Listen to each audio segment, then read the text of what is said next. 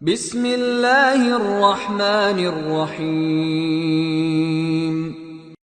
السلام علیکم ورحمۃ اللہ وبرکاتہ۔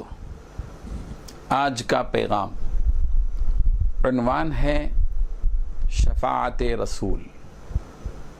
ترمذی اور ابن ماجہ کی یہ روایت ہے جس کو حضرت عوف بن مالک رضی اللہ عنہ نے روایت کیا ہے۔ قال رسول اللہ صلی اللہ علیہ وسلم، اللہ کے رسول صلی اللہ علیہ وسلم نے ارشاد فرمایا، اتانی آتی من عند ربی، میرے پروردگار کی طرف سے ایک آنے والے نے مجھے ایک پیغام دیا، ایک پیغام لا کر مجھے پہنچایا۔ وہ پیغام یہ تھا کہ فخیرنی بین ان یدخل نصف امت الجنہ وبین الشفاعہ، کہ مجھے دو چیزیں میرے سامنے رکھی گئیں۔ ایک یہ کہ میری امت کے آدھے افراد کو جنت میں داخل کر دیا جائے، یعنی حضور اکرم صلی اللہ علیہ وسلم کی پوری امت جو قیامت تک آئے گی، پوری امت کے آدھے افراد کو جنت میں داخل کر دیا جائے، ایک اختیار۔ یا یہ کہ حضور اکرم صلی اللہ علیہ وسلم کو شفاعت کا اختیار دیا ہے، سفارش کا اختیار دیا ہے کہ امتیوں کے بارے میں فلاں فلاں فلاں کی شفاعت کا اختیار دیا جائے۔ تو اللہ کے رسول صلی اللہ علیہ وسلم کے سامنے اللہ تعالیٰ کی طرف سے آنے والے ایک پیغمبر نے جب یہ دو چیزوں کا اختیار دیا تو سرکار دو عالم صلی اللہ علیہ وسلم فرماتے ہیں کہ فاخترت الشفاعہ، میں نے شفاعت کو اختیار کیا کہ مجھے شفاعت کا اختیار دیے جائے۔ اور پھر سرکار دو عالم صلی اللہ علیہ وسلم نے اپنی شفاعت کے سلسلے میں یہ قانون بیان کیا، یہ اصول بیان کیا کہ میری شفاعت کس کے لیے ہوگی، وَهِيَ لِمَن مَاتَ لَا يُشْرِكُ بِاللَّهِ شَيْئًا، اور میری شفاعت اس کے حق میں رہے گی جو اس حال میں مرے کہ اس نے اللہ کے ساتھ کسی کو شریک نہ قرار دیا ہو۔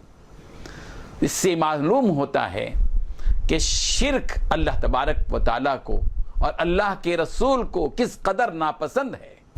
توحید کی بنیاد پر آدمی جنت میں داخل ہو سکتا ہے، توحید کی بنیاد پر نبی رحمت صلی اللہ علیہ وسلم کی شفاعت پا سکتا ہے، سفارش حاصل کر سکتا ہے۔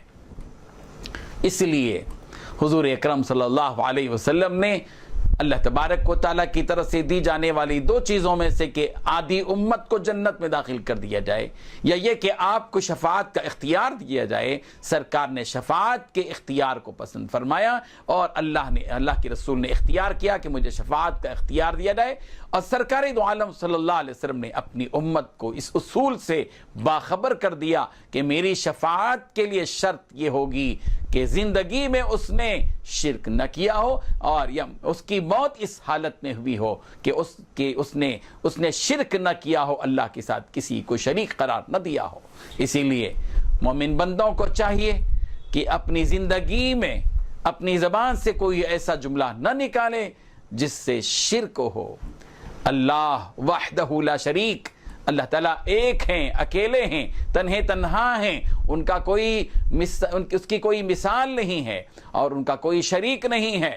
زمین اور آسمان کا پورا نظام اللہ ہی کے کنٹرول میں اور ہاتھ میں ہے۔ ہماری عزت، ہماری ذلت، ہماری کامیابی، ہماری ناکامی، ہماری غربت، ہماری مالداری، ہماری صحت، ہماری بیماری، ہماری زندگی اور ہماری موت، ہمارا نفع اور ہمارا نقصان، سب کچھ اللہ تبارک و تعالیٰ کے ہاتھ میں ہے، وہی سب کچھ کر سکتا ہے۔ ہمیں اسی ایک اللہ کو ماننا ہے اور اسی ایک اللہ سے مانگنا ہے، یہی ہے وہ توحید کا خلاصہ۔